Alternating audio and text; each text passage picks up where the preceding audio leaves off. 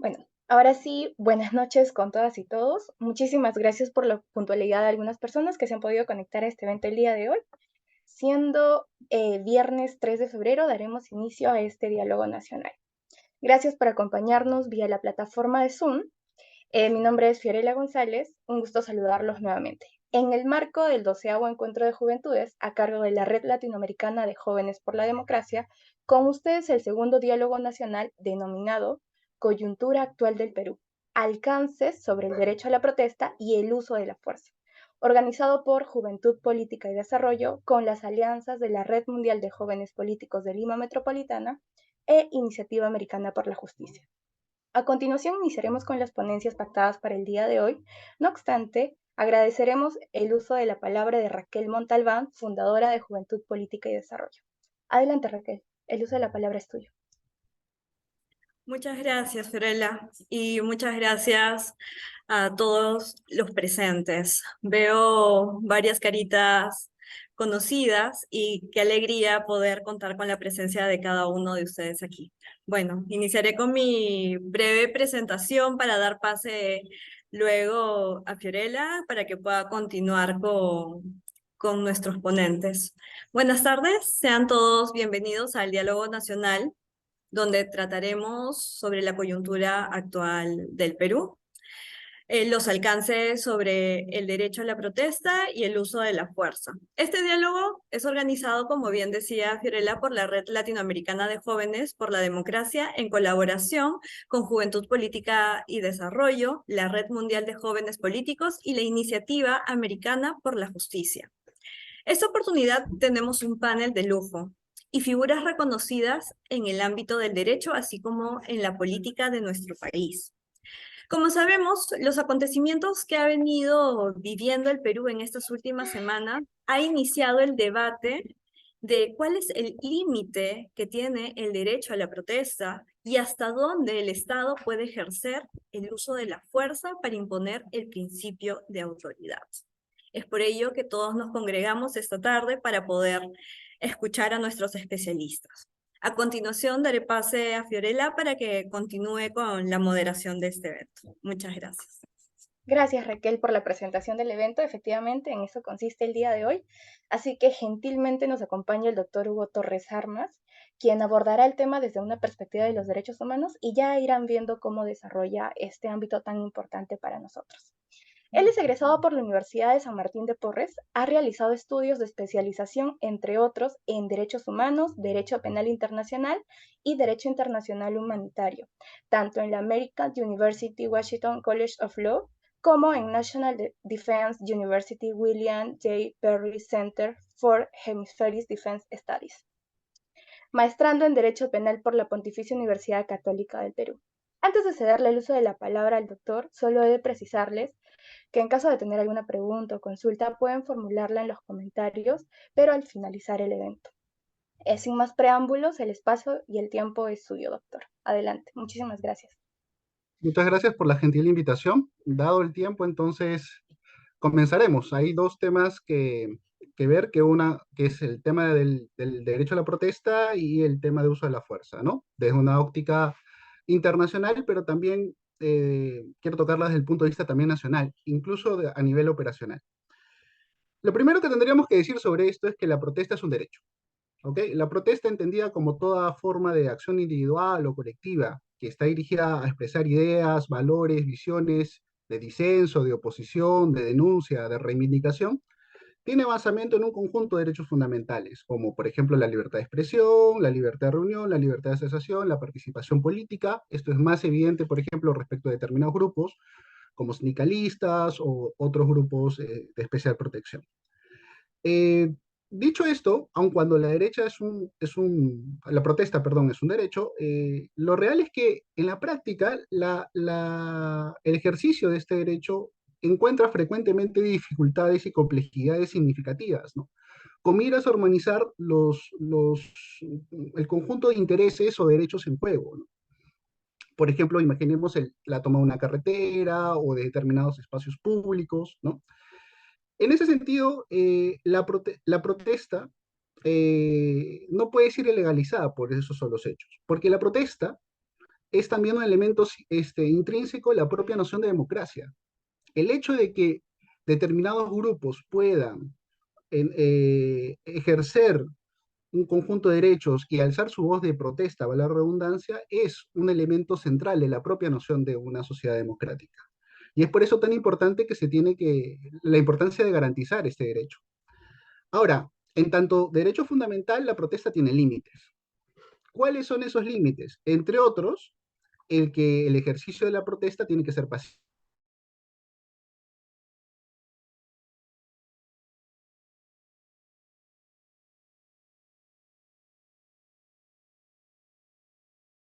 Eso no significa que cuando hay una protesta violenta, la protesta en conjunto se ilegaliza, ¿no? Que se tiene que a aquellas personas que están ejerciendo la protesta de manera violenta para que, digamos, sean encausados y se aplique el derecho nacional correspondiente, ¿no?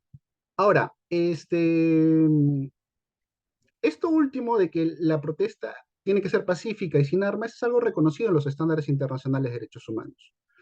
Por ejemplo, en la Comisión Interamericana de Derechos Humanos tiene un informe sobre protesta de derechos humanos donde expresa referencia a esta situación, a este límite del derecho a la protesta, a que sea pacífica y sin armas. Ahora, además de eso, es evidente que el Estado tiene que garantizar todas las medidas que resulten necesarias para garantizar el orden público y los derechos de toda la ciudadanía en su conjunto. Y es por eso que el ejercicio de la protesta en la práctica importa siempre un equilibrio difícil de lograr en términos prácticos. Ahora, la idea de la limitación también ha sido recogida por el Tribunal Constitucional. No voy a meterme mucho en esto, pero la idea de que la protesta tiene como límites los derechos de los demás o intereses o valores propios de una sociedad democrática, ha sido reconocido también por el Tribunal Constitucional, amén de que la protesta para ser ejercida válidamente tiene que ser pacífica, sin armas, y no ejercerse por algún motivo prohibido, ¿no? Como los referidos a discriminación. Eso, grosso modo, los elementos de la protesta, que a nivel internacional hay desarrollos por parte del Sistema de Naciones Unidas en sendos informes sobre algunos relatores específicos, y a nivel interamericano, esencialmente a la luz de los estándares que la Comisión Interamericana ha estado desarrollando sobre este particular, con especial énfasis en el informe que mencioné, el informe sobre protesta y derechos humanos. Ahora, en lo que refiere al uso de la fuerza, es claro que, digamos, una toma de un espacio público, una toma de carreteras, o que la protesta empiece a tomar determinados activos críticos nacionales, importa en la práctica que el Estado tiene que restablecer ese control del orden interno, y para eso utilizas la fuerza. Es decir, cuando hablamos de fuerza, de uso de la fuerza, no hablamos de uso de la fuerza privada, hablamos de uso de la fuerza pública, en amén al monopolio del uso de la fuerza que todos o se reconoce al Estado para, digamos, garantizar los derechos de toda la ciudadanía. Entonces, cuando hablamos de uso de la fuerza, hablamos de uso de la fuerza pública. Y la fuerza no es un fin en sí mismo, es un medio. Esto es importante. El objetivo de usar la fuerza es lograr garantizar, ¿no?, el orden público o los derechos y libertades de los demás. Y es por eso que la protesta, digamos, si bien puede desarrollarse en ámbitos públicos, no requiere permiso previo, puede expresar valores con los cuales otras personas no estén de acuerdo, y eso es legítimo en una sociedad democrática. Cuando la protesta empieza a tener, por alguno de los integrantes que la desarrollan, elementos de violencia, es ahí donde es posible y necesario que el Estado, para restablecer el orden interno, repito, utilice la fuerza. ¿Cuáles son los estándares internacionales del uso de la fuerza pública? Bueno, hay varios estándares, pero hay estándares antes, durante y después del ejercicio de la fuerza. Antes del ejercicio de la fuerza, y esto es importante tomarlo en consideración, los deberes que tiene el Estado no son solamente respecto a la sociedad en su conjunto, sino también respecto de los funcionarios encargados de hacer cumplir la ley. Esto es de quien ejerce la fuerza pública. En el caso peruano, por ejemplo, la Policía Nacional del Perú y las Fuerzas Armadas. ¿Qué deberes tiene el Estado con ellos? El Estado tiene el deber de darle un marco normativo jurídico claro de uso de la fuerza. Dos, entrenar y capacitar en temas de uso de la fuerza al personal que desarrolla esta actividad, repito, en el caso peruano, Policía Nacional del Perú y Fuerzas Armadas. Y tres, ¿no? Grosso modo, otorgarle los medios para poder usar la fuerza. Esto es importante y lo veremos al final de mi exposición. Fuera de estos elementos ex ante, cuando ya hay una situación de violencia, los principios de uso de la fuerza son tres. El principio de legalidad, necesidad y proporcionalidad. La legalidad significa de que el objetivo de utilizar la fuerza, en tanto que la fuerza es un medio y no un fin en sí mismo, ¿no? Tiene que ser legal, a través de procedimientos legales y a través de medios legales. ¿Eso qué significa? Significa de que la fuerza se puede utilizar, por ejemplo, cuando se está queriendo evitar que determinadas personas violentas tomen un aeropuerto, porque el objetivo es proteger no solamente el orden público, sino un activo crítico nacional, por ejemplo. Entonces, hay un objetivo legal. A través de medios legales, significa de que por ejemplo, en el caso de la Policía Nacional del Perú, si ustedes ven el marco normativo regulado en la 1186, el decreto legislativo 1186 que regula el uso de la fuerza de la PNP, su reglamento y el manual de derechos humanos aplicados a la función policial, van a ver que la policía tiene determinados medios, no cualquier medio, sino los medios que están establecidos en ese marco normativo interno. ¿Eso qué significa? Que, por ejemplo, en una protesta, cuando le apedrean a las policías, la policía no puede agarrar una piedra y devolverla, porque ese no es un medio de policía. ¿Cuáles son los medios de policía? Su tonfa, su vara de reglamento, grilletes, escudo, casco, ¿cómo se llama? El gas pimienta, las escopetas, las bombas de estruendo, etcétera, etcétera, que se utilizan en determinados escenarios que veremos a continuación. Pero esos son los medios, no son cualquier medio. ¿Ok? Objetivo, medios, procedimiento legal. Primer principio de uso de la fuerza, legalidad. Segundo, absoluta necesidad. ¿A qué nos referimos? A que que el uso de la fuerza es el último recurso, siempre es el último recurso. Por lo tanto, antes de utilizar la fuerza, se tienen que adoptar otros medios, ¿no? Que tenga el funcionario encargado de hacer cumplir la ley para garantizar, por ejemplo, el orden público. ¿Cuáles son esos medios? La mediación, la conciliación, la negociación. Si ustedes ven en determinadas acciones en las cuales la policía interviene, van a ver que hay un policía que con el megáfono empieza a advertir o empieza a tratar de conversar o coordinar con los líderes de determinadas protestas, por ejemplo. Esto era más claro antes de los escenarios últimos. ¿Por qué? Porque la idea es justamente tratar de llegar a un acuerdo de que, ¿no? Por ejemplo, por acá va a ir la marcha, va acá, entonces nosotros los policías estamos al costado, ustedes van por aquí, ¿no? Y no hay ningún problema, ¿no? Evitamos a través de las coordinaciones, o si se ponen violentos, empezar a decir, oigan, señores, por favor, si ustedes siguen destruyendo propiedad pública o privada, nosotros nos vamos a ver obligados a. Entonces, el principio de necesidad, de absoluta necesidad, lo que te dice es que la fuerza siempre es el último recurso, tienes que tratar de evitar llegar a ese punto. Ahora, si llegas a ese, es absolutamente necesario llegar a utilizar la fuerza pública, tenemos el principio de proporcionalidad. El principio de proporcionalidad del uso de la fuerza lo que significa es que frente a un nivel de riesgo a personas o a objetos, ¿no? Frente a ese mismo nivel, se va a aplicar un nivel de fuerza proporcional al nivel de riesgo o amenaza en la cual se encuentre una persona, un bien público, etc. Por ejemplo, si una persona colabora con la policía en un control de identidad, la policía no tiene que utilizar la fuerza.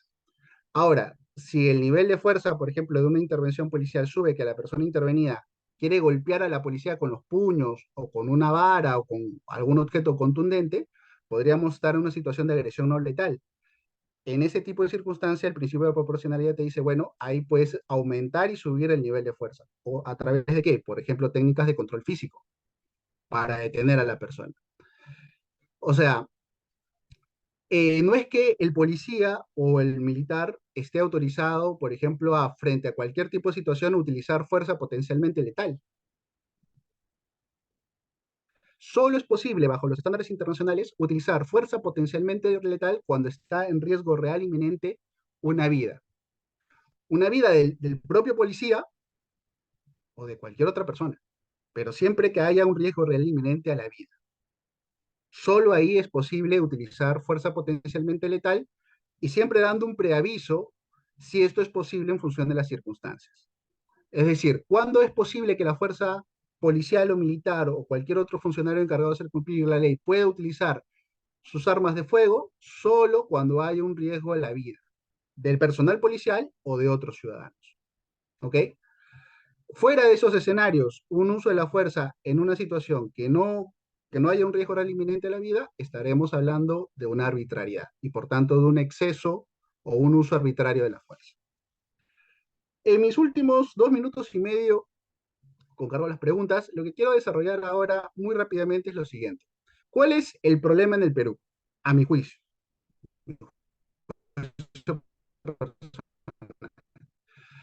Con esto, una de las primeras obligaciones que tiene el Estado en materia de estándares internacionales de uso de la fuerza es que esto esté implementado en el marco normativo nacional. Y señores, esto está. En el caso de la policía tiene un marco normativo muy claro. La 1186, su reglamento, el Manual de Derechos Humanos aplicados a la función policial, su directiva de protocolo de control, mantenimiento y restablecimiento del orden interno, su normativa sobre orden público, tiene N documentos donde regula claramente la utilización de la fuerza de conformidad con los estándares internacionales. En el caso de las Fuerzas Armadas también. Las Fuerzas Armadas tienen el decreto legislativo 1095 que regula el uso y empleo de la fuerza de las Fuerzas Armadas en el territorio nacional y el reglamento de esa norma que es bastante extensa y además una serie de manuales operacionales que salieron en febrero del 2022. Estos documentos en general lo que te dicen es que el marco normativo de utilización de la fuerza es conforme con los estándares internacionales que grosso modo he reseñado.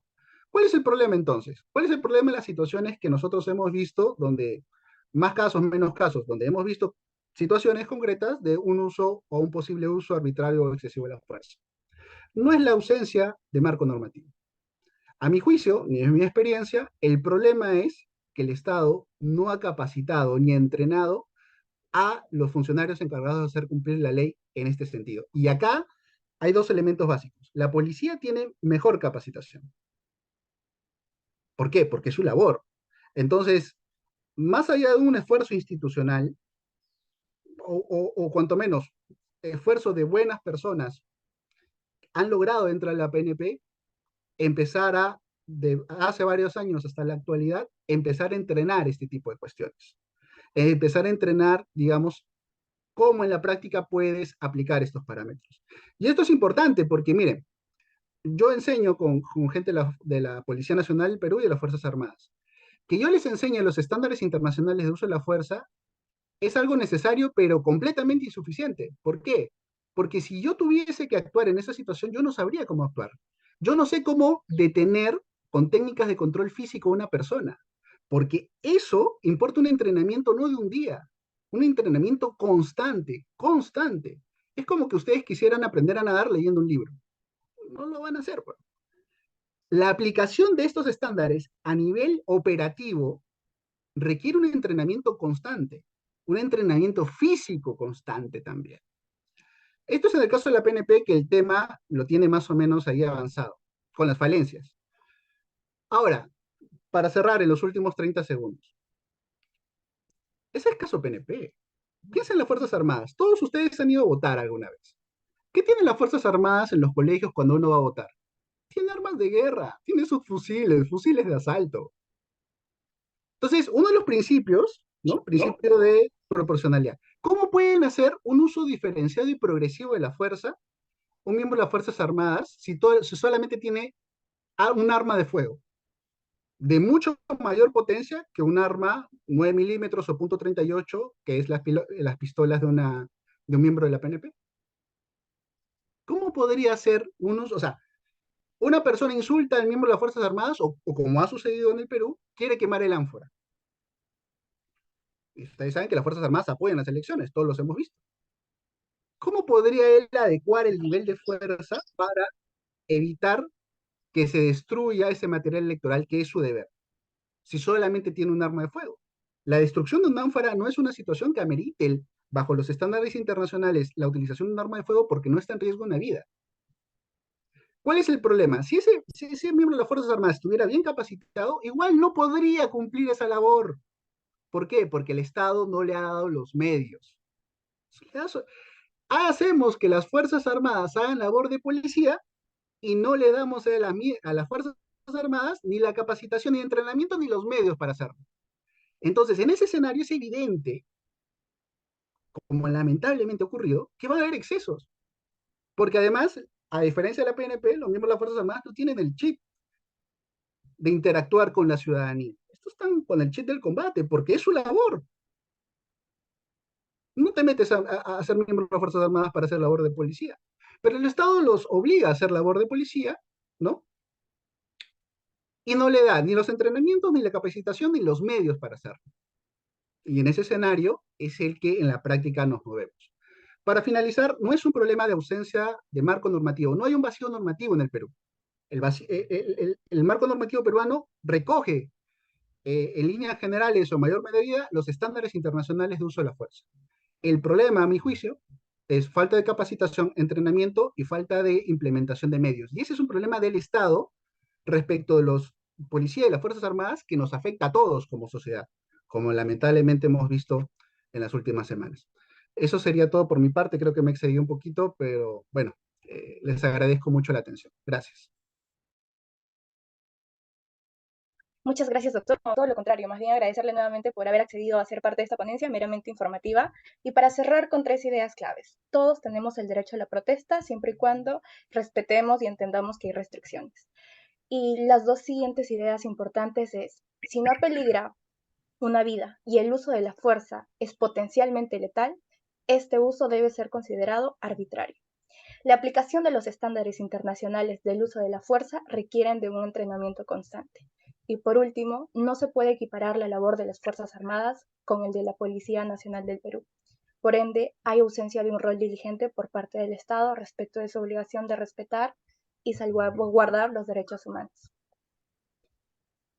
A continuación, desde una perspectiva del derecho constitucional, tenemos la presencia del doctor Eber Campos. Doctor, ¿me escucha? Sí, sí, me escucho. Perfecto. Procederé a leer su hoja de vida. El doctor Eber Campos Bernal es licenciado en Derecho por la Pontificia Universidad Católica del Perú, máster en Estado de Derecho y Democracia Constitucional por la Universidad de Génova en Italia, magíster en Ciencias Políticas por la Pontificia Universidad Católica del Perú y PhD por la Universidad Fabra de Barcelona en España. Es profesor ordinario de la Facultad de Derecho de la Pontificia Universidad Católica del Perú. Ha sido consultor de la Defensoría del Pueblo y de GTC International en temas relacionados con la protección de los derechos humanos y la reforma del sistema de justicia. Ha editado 2 libros sobre derecho comparado y teoría constitucional y ha publicado diversos artículos en revistas del Perú y del extranjero sobre los temas de su especialidad. Sin nada más que añadir, el espacio y tiempo son suyos, doctor. Muchísimas gracias por su presencia. Muchas gracias, Fiorella. Solo una precisión. Todavía no soy PhD. Soy candidato a PhD en la Universidad Pompeu Fabra de Barcelona, pero tomaré tu comentario como un buen augurio para lograr pronto mi doctorado. Seguro que sí, doctor. Sí, primero pues quiero empezar por saludar la invitación de la institución Juventud, Política y Desarrollo.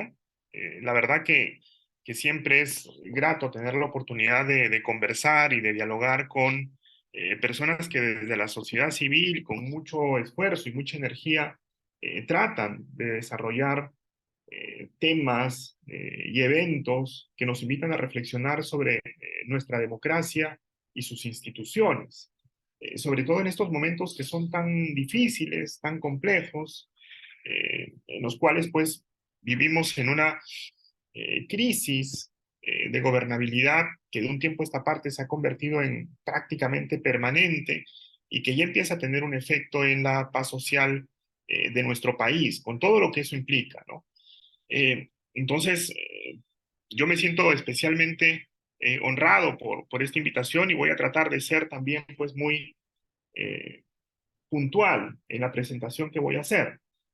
La presentación que desarrollaré tiene que ver con los alcances del derecho a la protesta desde la perspectiva del Tribunal Constitucional. Tengo poco tiempo, así que voy a hacer un esfuerzo lo más didáctico posible para que la idea que quiero transmitir llegue de forma clara y precisa.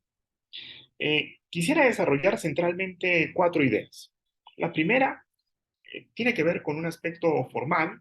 El derecho a la protesta es un derecho que no está explicitado en la Constitución. Es decir, del texto expreso de la Constitución no se desprende el derecho a la protesta, no está señalado de manera textual en el artículo 2 de la Constitución. Sin embargo, nosotros tenemos en nuestra Constitución un artículo 3, que es también conocido como la cláusula de innominada de derechos, es decir, es un artículo que permite el reconocimiento de derechos fundamentales en la medida en que sean también una expresión legítima del principio de dignidad, ¿no? Así lo señala puntualmente la Constitución en ese artículo 3, y además así lo ha reconocido el Tribunal Constitucional en su amplia jurisprudencia. Al margen, digamos, de que no esté señalado entonces expresamente este derecho a la protesta, y este es el segundo comentario que quiero hacer, el Tribunal Constitucional, sobre todo en una sentencia del año 2018, ¿no? La sentencia 009-2018, señaló que era un derecho autónomo, es decir, le dio la naturaleza de un derecho autónomo, asimilable a cualquier otro derecho fundamental reconocido expresamente en el texto de la Constitución. Y esta aclaración del tribunal fue importante básicamente porque hasta hace un tiempo se entendía el derecho a la protesta de alguna manera una manifestación del derecho a la libertad de expresión. Es decir, el derecho a la protesta se entendía como parte del contenido constitucionalmente protegido del derecho a la libertad de expresión. Pero el Tribunal Constitucional, insisto, con esta sentencia del año 2018, lo que ha hecho es señalar que en realidad el derecho a la protesta debe ser considerado en nuestro sistema jurídico como un derecho autónomo, independiente del derecho a la libertad de expresión, que seguramente tiene puntos de contacto, pero que reviste una protección y un reconocimiento especial. Lo tercero que quisiera decir un poco también en armonía con el punto anterior es que desde esa perspectiva, el derecho a la protesta supone por parte del Estado 2 tipos de garantías o protecciones mínimas. La primera tiene que ver con lo que se conoce en la teoría constitucional como extensión, es decir, el Estado debe evitar adoptar medidas o realizar actos que afecten directa o indirectamente el ejercicio de este derecho fundamental. Y lo segundo, que pasa porque el Estado, además de este deber de abstención, realice acciones de forma directa, de manera proactiva, que permitan el ejercicio pleno de este derecho a la protesta, ¿no? ¿Eso qué implica? Eso implica, por ejemplo, el reconocimiento de espacios públicos como espacios en donde se pueda ejercer el derecho a la protesta, la protección de la integridad de quienes ejercen este derecho a la protesta, independientemente de los temas o de las causas que lo inspiren, el reconocimiento también de una estructura institucional que permita de manera efectiva que cualquier ciudadano pueda ejercer este derecho a la protesta, ¿no? Es decir, no es solamente una evitación de medidas concretas que puedan afectar el derecho a la protesta, sino también el desarrollo de medidas positivas que permitan su ejercicio pleno. Y por eso creo que es importante recordar un poco lo que el Tribunal Constitucional considera el núcleo esencial de este derecho fundamental, es decir, lo que el Tribunal Constitucional considera es el espacio mínimamente indisponible del derecho a la protesta. Me voy a permitir leerlo de manera textual para que a todos nos quede claro. El Tribunal Constitucional, en lo que respecta al derecho a la protesta, señala que su contenido constitucionalmente protegido es el siguiente. Y cito textualmente lo que sostuvo el Tribunal Constitucional en esta sentencia del año 2018.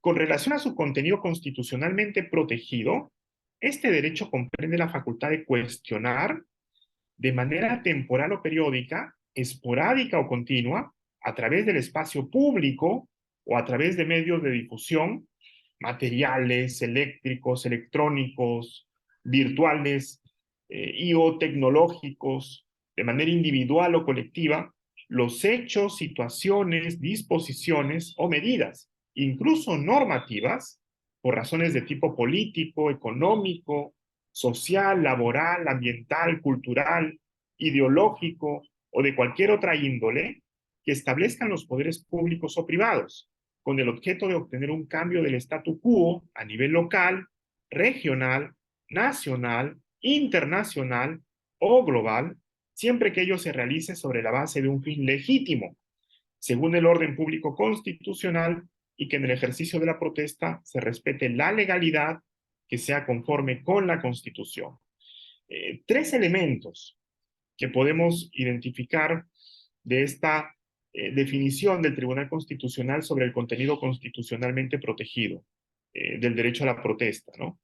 El primero tiene que ver con el ánimo que impulsa el ejercicio del derecho a la protesta, ¿no? El Tribunal Constitucional señala que este puede ser la facultad o el propósito de cuestionar de manera temporal o esporádica cualquier, digamos, evento o situación vinculada con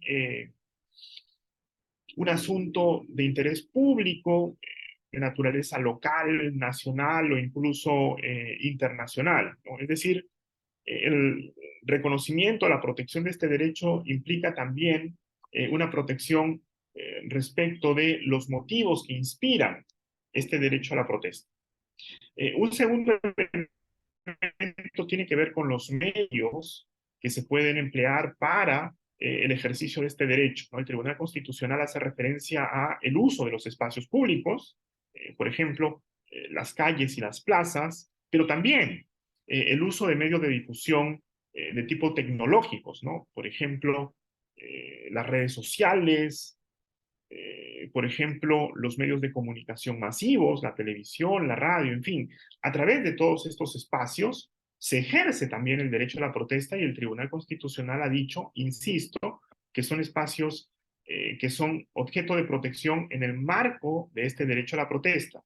Y lo tercero, que es algo también que no debemos perder de vista, es que el Tribunal Constitucional señala que el derecho a la protesta, sin perjuicio de lo anterior, se debe ejercer de conformidad con el orden público constitucional. ¿Qué quiere decir esto? Pues quiere decir que con todo debe comprender el respeto de algunos límites materiales y formales. De manera más precisa, el Tribunal Constitucional señala que estos límites infranqueables tienen que ver, por ejemplo, con el uso de medios vedados, ¿no? Como la violencia. El ejercicio de la violencia física, la afectación de la integridad, digamos, de terceros, o incluso la afectación de propiedad pública o privada de manera arbitraria, de manera abusiva, no supone en lo absoluto una expresión legítima del derecho a la protesta, ¿no? Y es importante eso también tenerlo presente, ¿no? El tribunal dice, se protege este derecho de manera incondicional en la medida en que sea consistente con el orden público constitucional, ¿no? Y quizá, repito, la manifestación más clara de cuándo podemos ir en contra de esta premisa es cuando la protesta se ejerce a través del uso de medios violentos además groseramente injustificados, ¿no? Por ejemplo, un poco también lo que hemos visto, ¿no?, en algunos eventos o en algunos pasajes de las protestas que se vienen desarrollando en las últimas semanas en nuestro país, en donde, por ejemplo, en alguna localidad del interior del país quemaron a un policía, ¿no? Eso, bajo ninguna circunstancia, podría ser protegido por el derecho a la protesta, ¿no? Eso no es protesta, eso es lamentablemente un crimen execrable, y así lo tenemos que denunciar y reclamar. Pero digamos, al margen de esos extremos, el derecho a la protesta es un derecho legítimo. El Tribunal Constitucional le da un reconocimiento de la mayor importancia porque lo asimila a los demás derechos fundamentales con los que contamos. Y además, y este es el último comentario que quisiera hacer, le da un estatus, le da una categoría que de algún modo nos invita a repensar los términos de nuestro modelo democrático. Si nosotros entendemos la democracia únicamente bajo la lógica del sistema representativo, es decir, como una democracia representativa que se desarrolla a través de los espacios electorales, los alcances del derecho a la protesta se debilitan, ¿no? El derecho a la protesta, de algún modo, es también una expresión de una forma distinta de pensar la democracia. Ya no solamente como democracia representativa que se ejerce a través de los espacios electorales, sino también como una democracia de tipo deliberativa y crítica. Es decir, una democracia que reconoce la participación de los ciudadanos, aunque sea de forma indirecta, en el proceso de toma de decisiones políticas. El derecho a la protesta es un mismo que le da sentido a esa forma de entender la democracia, ¿no? Porque de lo contrario, pues los ciudadanos seríamos simplemente agentes que intervienen en el proceso democrático cada cierto tiempo cuando eligen a sus delegados, pero que fuera, digamos, de ese momento no tienen nada que decir ni nada que hacer con relación a los asuntos de interés público. Y eso, pues, naturalmente es una idea demasiado débil de lo que es y de lo que debería ser la democracia en el mundo contemporáneo. El derecho a la protesta viene, de alguna manera, a ser una herramienta que nos permite repensar esa comprensión de la democracia y nos hace, por el contrario, asumir que esta consiste también en garantizar espacios que permitan que los ciudadanos, más allá de los espacios electorales, puedan hacer escuchar su voz y puedan intervenir en el proceso de toma de decisiones políticas, justamente porque es un proceso que nos incumbe a todos. La legitimidad del proceso político está profundamente comprometida con la posibilidad de que los ciudadanos de alguna manera intervengamos también en la forma como se resuelven los asuntos que nos vinculan a todos. Eso es lo que quería transmitir por el momento, y quedo atento a las preguntas o comentarios que tengan a bien realizar. Muchas gracias.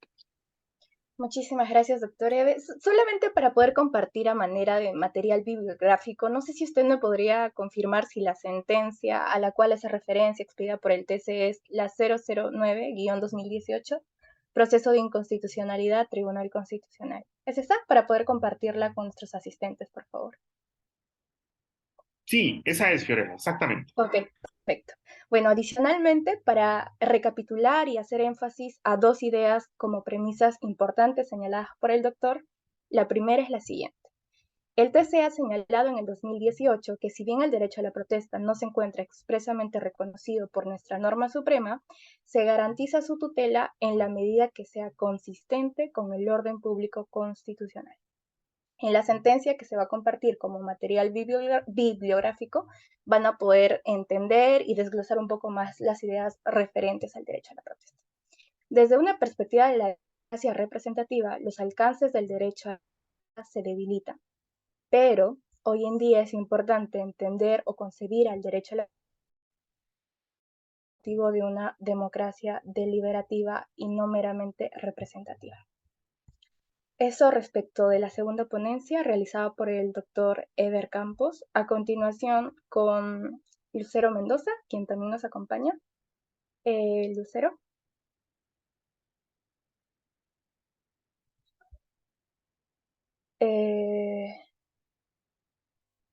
Bueno, en este caso ella era una ponente que nos acompañaba desde Alemania, pero entendemos que por el horario y por la conexión de internet ha sido imposible que pueda acompañarnos.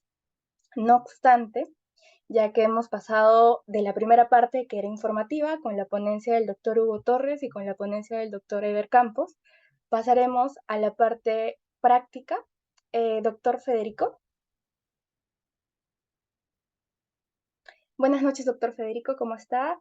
Él es el director ejecutivo de Iniciativa Americana por la Justicia, un espacio que promueve la difusión y el respeto y garantía por los derechos humanos. Así que le cedo el uso de la palabra. En esta parte práctica vamos a compartir un habeas corpus y él nos explicará cómo es que se desarrolló esta iniciativa y cómo puede aportar a la sociedad peruana. Bueno, muy buenas noches con todas, con todas. Es un cordial saludo lo que les extiendo a la distancia desde Buenos Aires. Agradezco mucho la invitación, pero principalmente el espacio de reflexionar sobre las cosas tan importantes tan sensibles que están pasando en mi hermano país, Perú. Y que reciban también un cálido abrazo, que nos preceden en el uso de la voz y especialmente de la organización por bueno, la iniciativa. ¿Sí? Tal como decía Fiorella, nosotros desde Iniciativa Americana por la Justicia, lo que hacemos, además de llevar adelante un monitoreo sobre distintas situaciones de derechos humanos en la región, normalmente tratamos de poner al servicio de las personas en situación de vulnerabilidad documentos que puedan llegar a ser de su utilidad, ¿no? Entonces, tal y como hemos hecho en el pasado, en contextos muy similares de protesta social en Colombia, lo que hicimos fue evaluar la principal afectación a los derechos de las personas que estaban ejerciendo su derecho a la protesta. Entonces, en este sentido, luego de haber pensado un poco cuál hubiese sido la herramienta más eficaz y eficiente para proteger los derechos de estas personas, que a menudo se veían víctimas de abusos policiales o incluso en escenarios donde la protesta ha sido abiertamente criminalizada, ejercicio abusivo de las detenciones y demás. Lo que hicimos fue desarrollar esta herramienta jurídica y obviamente consiste, como mencionaban recién, en un habeas corpus que está prácticamente listo para ser presentado, ¿no? Nosotros pensamos este esfuerzo de una manera de autosuficiencia, más que nada para que la persona no tenga que completar nada que no sea la descripción de los hechos que motivan su reclamo y obviamente poner sus datos de identificación personal, ¿no? Esto justamente para mejorar las condiciones de acceso a la justicia, pero también pensando en este sentido, por primera vez contamos con la colaboración de distintas personas de espacios muy diferentes, pero pudimos conseguir que los documentos fueran traducidos a quechua y aymara para que las personas que eran integrantes de estas comunidades tuvieran también esta barrera del lenguaje y del idioma, como, no, digamos, como cualquier cosa que no fuera precisamente un obstáculo. Afortunadamente también hemos tenido la posibilidad de acompañar las tareas que son propias de los organismos constitucionales de defensa en Perú, de ahí que, digamos, en coordinación con la Defensoría del Pueblo, hemos puesto a disposición este documento, que de hecho bien está en nuestras redes sociales, y yo ahora voy a compartir los enlaces para que ustedes los puedan descargar. Tienen también descripciones en audio del contenido del documento, así como decíamos recién, en quechua y en aymara, pero la Defensoría del Pueblo, a iniciativa nuestra, ha puesto a disposición este mismo documento para ser trabajado en más de 20 oficinas y puestos defensoriales, ¿no? Entonces, imagínense que para nosotros es una enorme alegría haber podido contribuir de alguna forma a la protección de los derechos humanos de las personas que están ejerciendo su derecho a la protesta. Recién estaba consultando un poco la actividad de descargas y demás. Podemos decir que hemos alcanzado más de 1000 personas en este momento con este documento, entonces imagínense que para nosotros es de verdad una alegría en ese sentido, pero la verdad lamentamos mucho que otra vez le esté pasando prácticamente lo mismo. Miramos con una visión reflexiva lo que está ocurriendo y desde aquella generación del Bicentenario, la verdad que la República de Perú no ha tenido tranquilidad, ha visto pasar a muchos personajes en sus oficinas de gobierno y parece que todavía está distante este momento de tranquilidad. Entonces, como les decía, para nosotros es una alegría, es un orgullo, pero también es muy importante coadyuvar en este escenario de academia a todas las personas que, como ustedes, han comentado la reflexión y para eso estamos, ¿sí? Así que celebro de nuevo la iniciativa, muchísimas gracias por la invitación y estamos a disposición.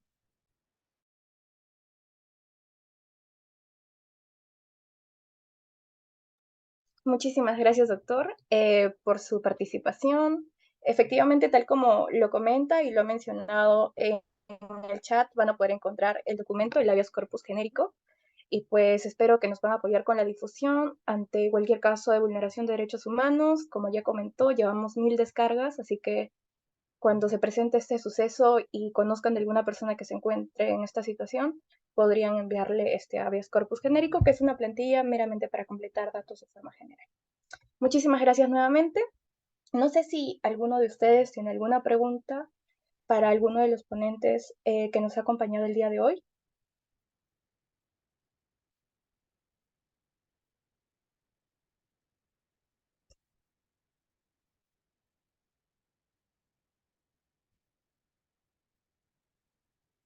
Eh, Quiero, ¿podrías prender tu cámara, por favor?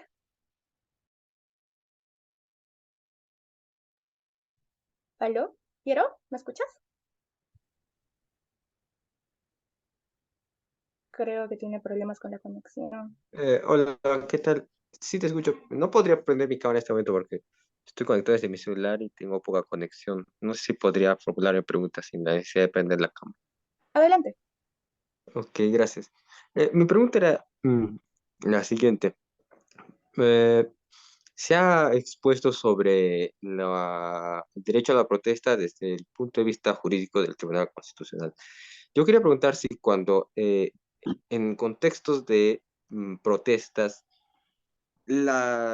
se ejecutan acciones que están fuera de los parámetros de la ley y de la Constitución, es decir, de cánones que ambas normas jurídicas establecen, las fuerzas del orden, me refiero a las fuerzas estatales, la autoridad pública, tiene la legitimidad para contener estas protestas, y si es así, mm, porque durante los últimos días hemos visto que ha habido evidente exceso para el control de estas protestas.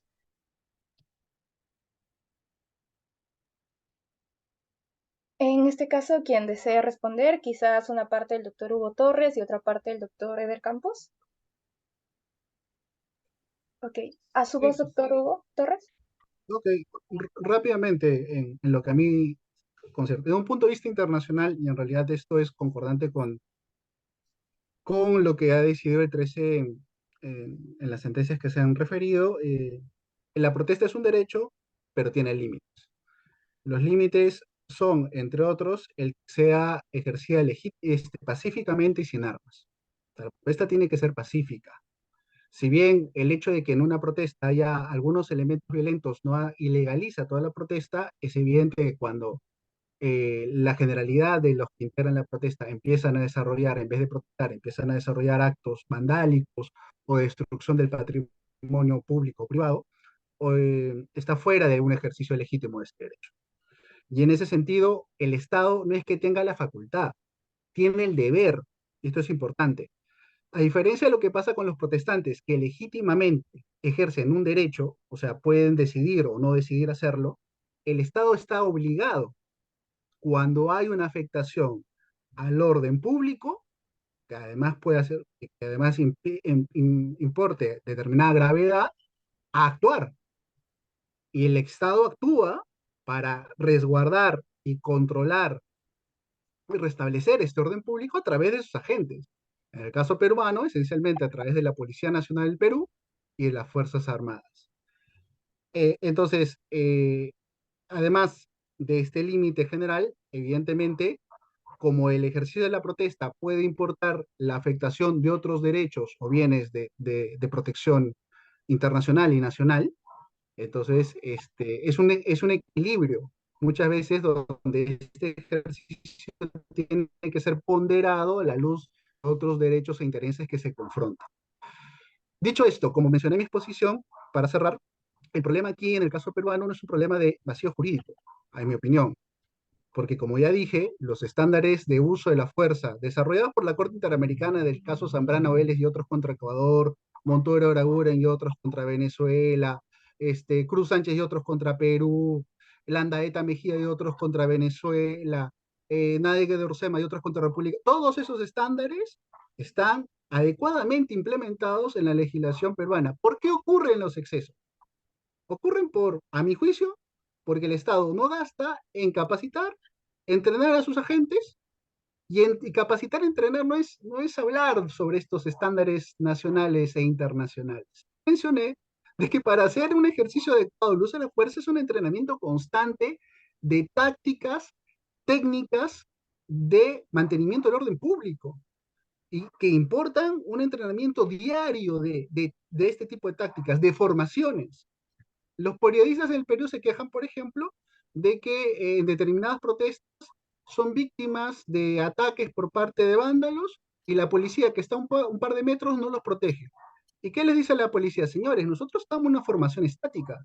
Si alguno de nosotros se mueve para ayudarlos, vamos a romper esa formación y por ahí van a entrar.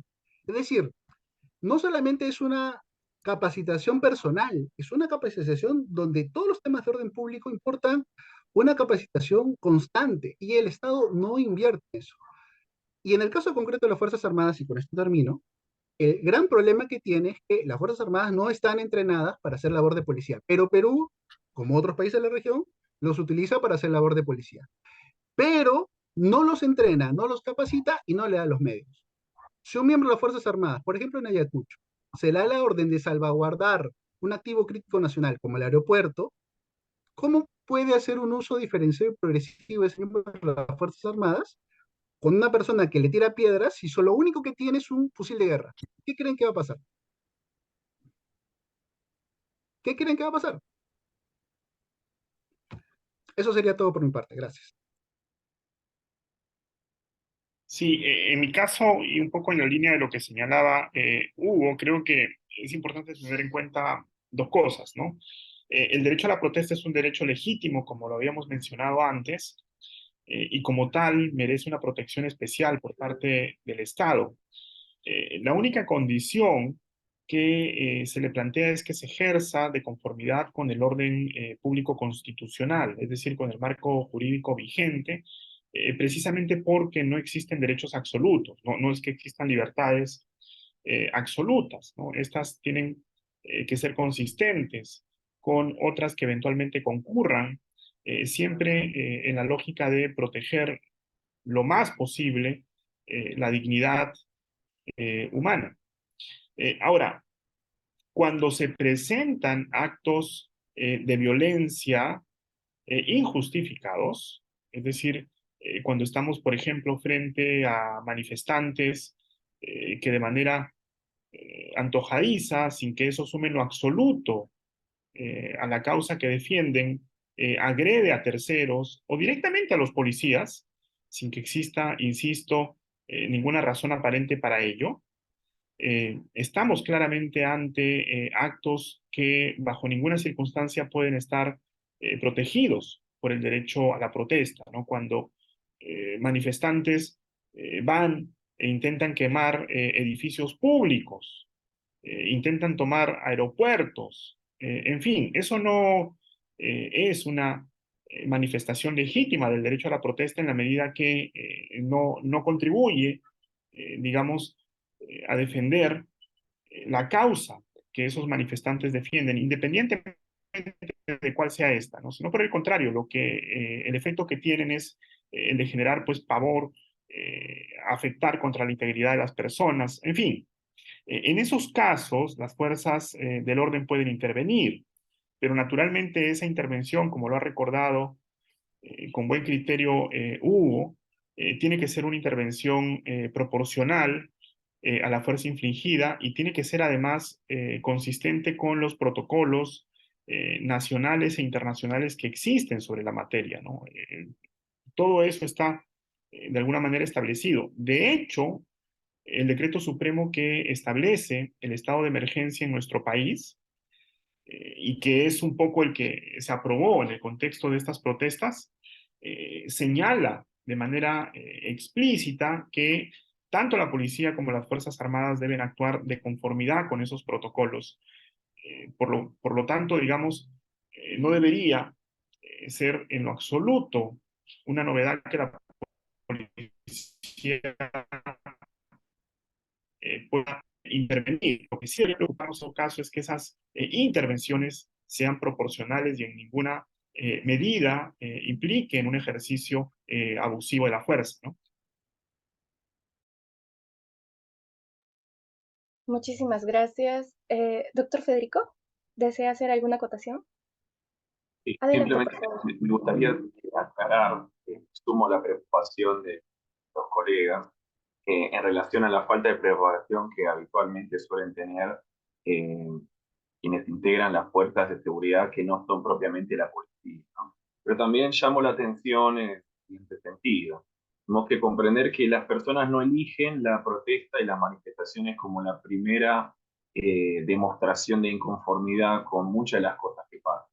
Suelen ser una de las últimas herramientas que tiene el ejercicio legítimo de reclamo. Esto por un lado. Y por otro lado, también suelen estar bastante vinculadas con las cosas que a través de otros mecanismos también democráticos no se pueden conseguir. Entonces, suele ser bastante sencillo, si se quiere, para pararse desde el otro lado de la línea, digamos, hacer oídos sordos a los legítimos reclamos de las personas y luego señalar que en el marco de las protestas se llevan adelante actos ilícitos y demás, y es por eso que uno tiene que salir a reprimir.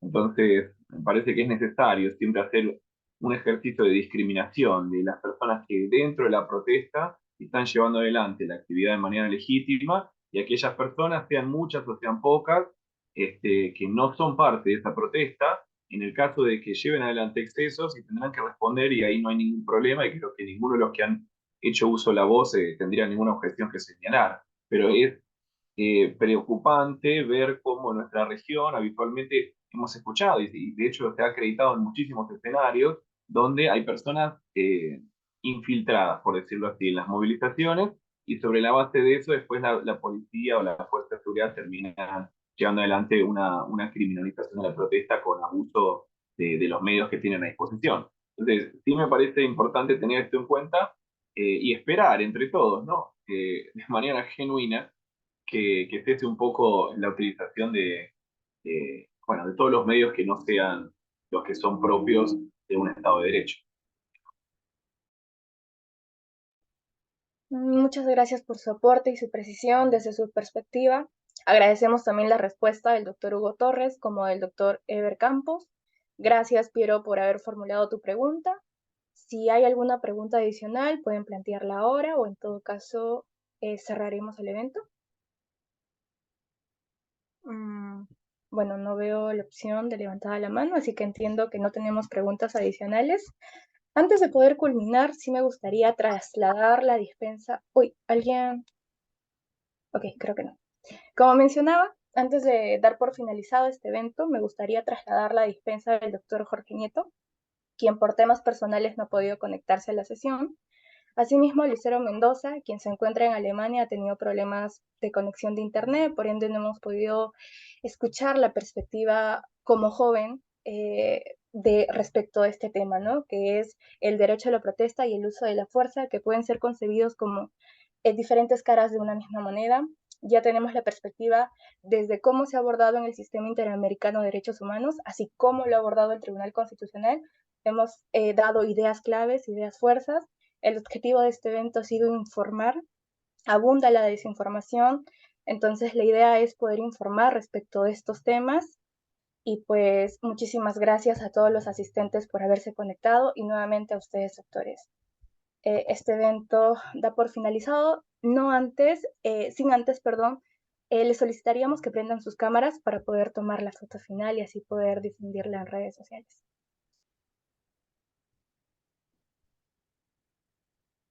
No sé quiénes más deseen sumarse. O en todo caso nos podrían acompañar con la reacción de corazoncito, que también cuenta. No es imposición, es sugerencia. Quienes deseen lo pueden hacer. Perfecto. Bueno, entonces, ¿a tu voz, Mauricio? ¿Mauricio?